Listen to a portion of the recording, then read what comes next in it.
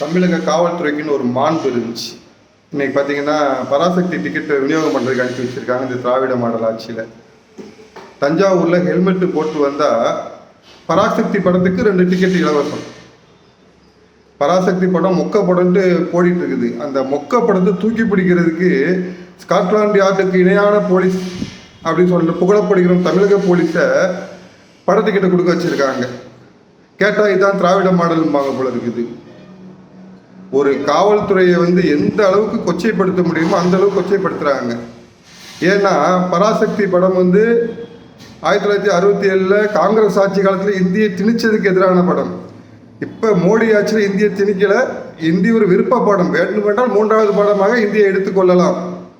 தமிழ் ஆங்கிலம் 2 பாடம் இருக்கும். 3வது மொழியை நீங்கள் தெலுங்கு எடுத்துக்கலாம், கன்னடம் எடுத்துக்கலாம், மலையாளம் எடுத்துக்கலாம், ஹிந்தி எடுத்துக்கலாம், எதையாவது ஒரு மொழியை எடுத்துக்கலாம் அப்படிங்கிறது தான் இப்போ உள்ள பாஜக அரசோட திட்டம். ஆனால் இங்கே இந்தி யாரும் திணிக்கலை. இவங்க சும்மா அப்படின்னு வச்சா ஹிந்தி திணிந்து. அப்போ காங்கிரஸ் ஆட்சி காலத்தில் இந்தி திணிக்கப்பட்டதை எதிர்த்து எடுக்கப்பட்ட படத்தை இப்போ போட்டுட்டு இருக்காங்க. அதே கல் குடுவதான் மாறி இருக்குது. அந்த கல்லை அந்த டைம் வச்சுருக்கணும். அதை இந்திய எதிர்ப்பு போராட்டம் என்பது பார்த்தீங்கன்னா அந்த டைமில் காங்கிரஸ் ஆட்சி காலத்தில் நடந்துச்சு. நீங்கள் அப்போ இந்த படத்தை எடுத்துருக்கணும்.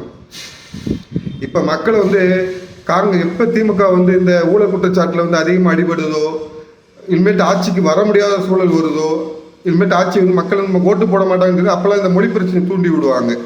அதுக்கு இந்த பராசக்தி சினிமா கலைஞர்களை வச்சு உபயோகப்படுத்தி படம் எடுத்திருக்காங்க. அது ஏற்கனவே சொல்லியிருக்காங்க, சிவகார்த்திகேயன் தமிழன் கிடையாது, கதாநாயகி தமிழன் கிடையாது, கதாநாயகி தமிழன் கிடையாது, டைரக்டர் இயக்குனர் தமிழர் கிடையாது, பட தயாரிப்பாளர் தமிழர் கிடையாது. உங்களுக்கு என்னடா தமிழை தெரிய போகுது அப்படின்னு சொல்லிட்டு கல்வி ஊற்றிட்டு இருக்காங்க. நம்மளுடைய இது என்னன்னா, காவல்துறையை வைத்து பராசக்தி படத்திற்கு டிக்கெட் விநியோகம் செய்ய வேண்டிய அவசியம் என்ன? காவல்துறை அந்த அளவுக்கு கீழ்த்தரமாக முடிவு பண்ணிட்டீங்களா? ஏன்னா ஹெல்மெட்டு போட வராதுக்கு நீங்கள் வேற ஏதாவது பண்ணலாம் அவங்களுக்கு ஊக்குவிக்கிறதுக்கு.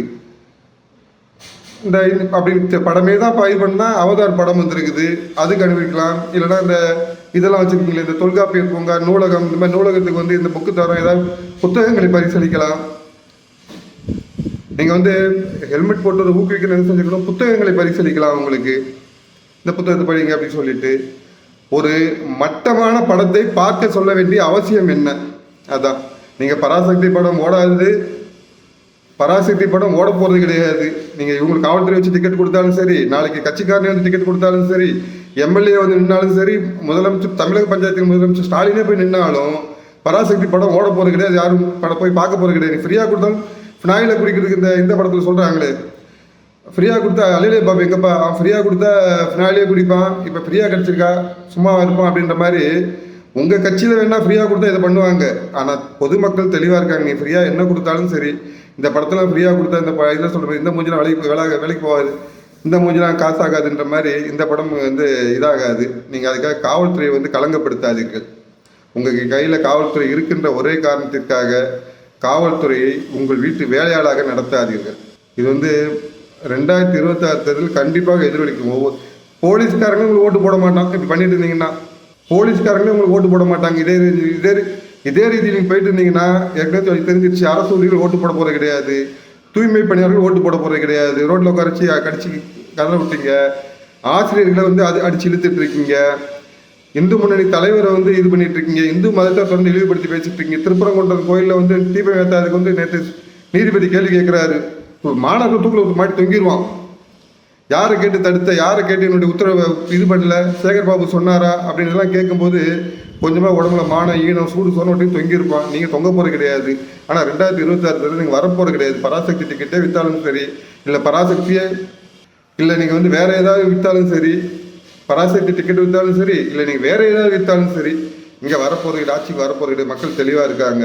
இந்த 5 வருடம் கொடுத்தது போதும், மக்கள் பட்ட துன்பம் போதுன்னு இருக்காங்க. நீங்கள் மறுபடியும் ஆட்சிக்கு வருவதற்காக காவல்துறையை சீரழிக்காது.